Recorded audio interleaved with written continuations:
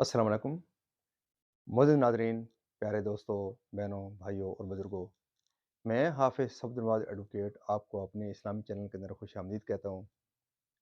اور ہر روز کی طرح آج بھی ہم انشاءاللہ تیسرا پارہ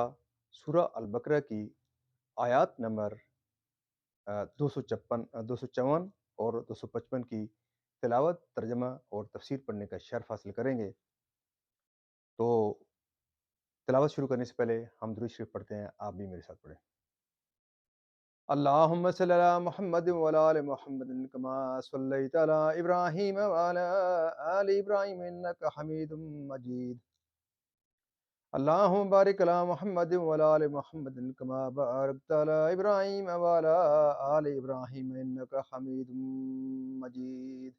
أما بعد فأعوذ بالله من الشيطان الرجيم. بسم الله الرحمن الرحيم. اللہ لا الہ الا ہو الحی القیوم لا تأخذہ سنۃ ولا نوم لہ ما فی السماوات وما فی الارض من ذا الذی یشفع عنده الا بإذنہ یعلم ما بین ایدیہم وما خلفہم ولا یحیطون بشیء من علمہ الا بما شاء وسع کرسی السماوات والارض ولا يهوده حفظهما وهو العلی العظیم. لا اکراہ فی الدین قد تبین الرشد من الغی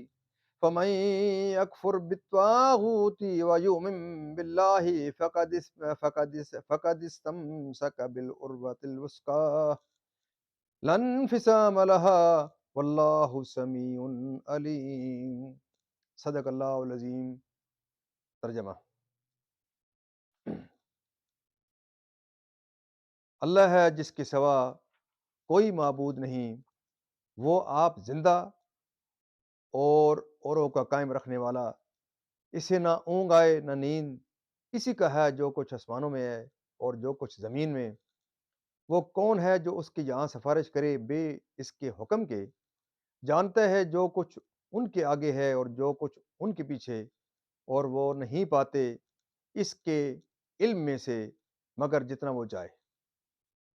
اس کی کرسی میں سمائے ہوئے ہیں آسمان اور زمین، اور اسے بھاری نہیں ان کی نگہبانی.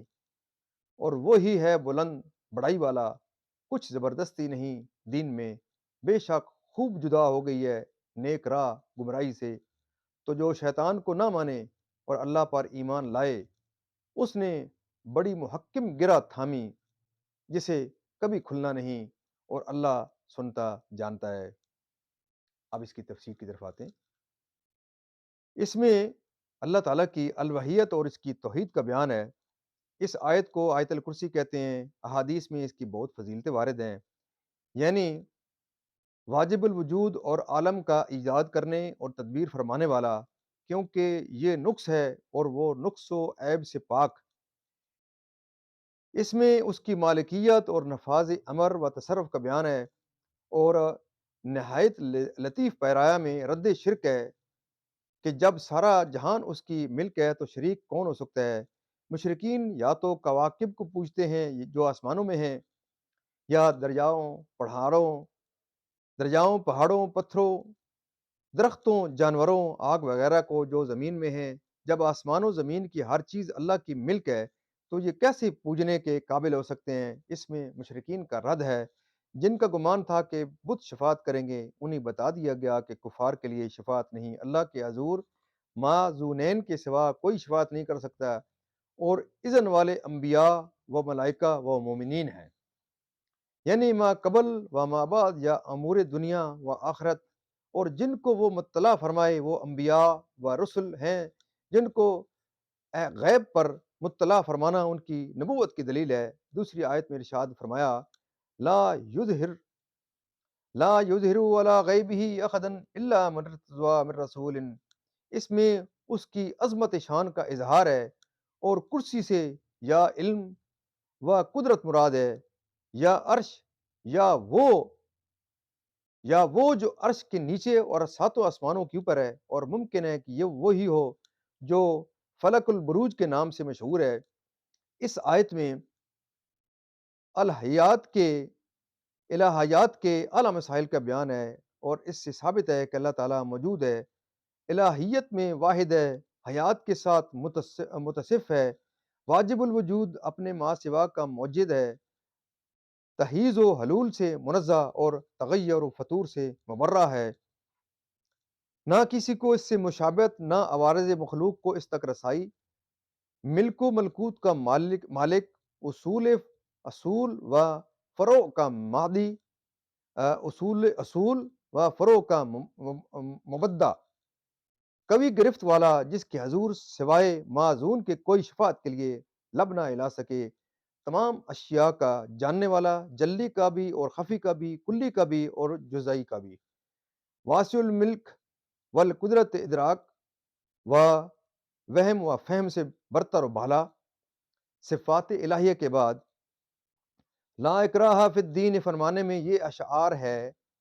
کہ اب عاقل کے لیے قبول حق میں تعامل کی کوئی وجہ باقی نہ رہی۔ اس میں اشارہ ہے کہ کافر کے لیے اول اپنے کفر سے توبہ و بیداری کی ضروری ہے، اس کے بعد ایمان لانا صحیح ہوتا ہے۔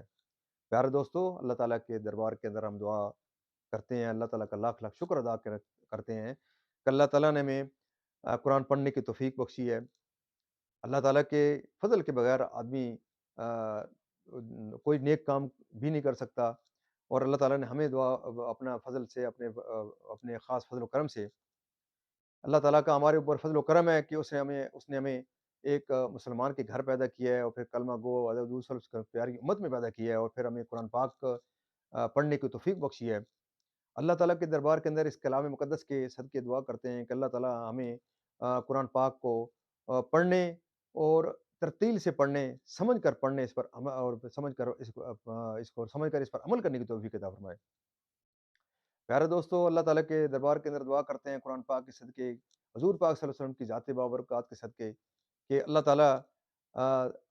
تمام انبیاء کے درجات کو بلند فرمائے، حضرت آدم علیہ السلام سے لے کر حضور صلی اللہ علیہ وسلم حضور صلی اللہ علیہ وسلم تک جو انبیاء کرام اس دنیا فانس چل گئے، ان تمام کے درجات کو بلند فرمائے، اور اللہ تعالیٰ ان کے صدقے تمام ازواج مطہرات، صحابہ کرام، اولیاء کرام، تابعین، تبع تابعین، اور خاص کر کے اللہ تعالیٰ حضور صلی اللہ علیہ وسلم کے درجات کو بلند فرمائے۔ پیارے دوستو، اللہ تعالیٰ کے دربار کے اندر دعا کرتے ہیں کہ اللہ تعالیٰ ہمیں قرآن پاک کے صدقے، حضور صلی اللہ علیہ وسلم کی ذات بابرکات کے صدقے تمام پریشانوں کی پریشانیاں دور فرمائے، تمام بیماروں کو شفائے کاملہ عطا فرمائے، اور جو مرحومین ہیں، جو کلمہ گو بھی اس دنیا سے چلے گئے ہیں، خصوصاً بالخصوص جن کے لیے کوئی دعا نہیں کرنے والا، جو پریشان ہے اور ان کے لیے دعا کرنے والا نہیں ہے، جو بیمار ہے ان کے لیے دعا کرنے والا نہیں ہے، تو ہماری دعا اللہ تعالیٰ ان کے حق میں قبول فرمائے،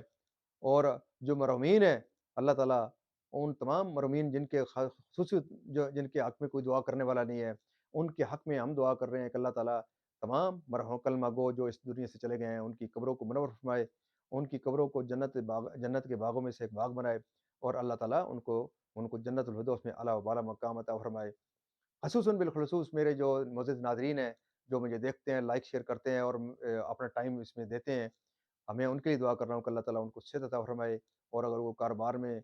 پریشان ہے، یا دنیا جان کی کوئی بھی پریشانی میرے معزز ناظرین کو اگر کوئی درپیش ہے، تو اللہ تعالیٰ ان کے اپنے فضل و کرم سے ان کی پریشانی دور فرمائے،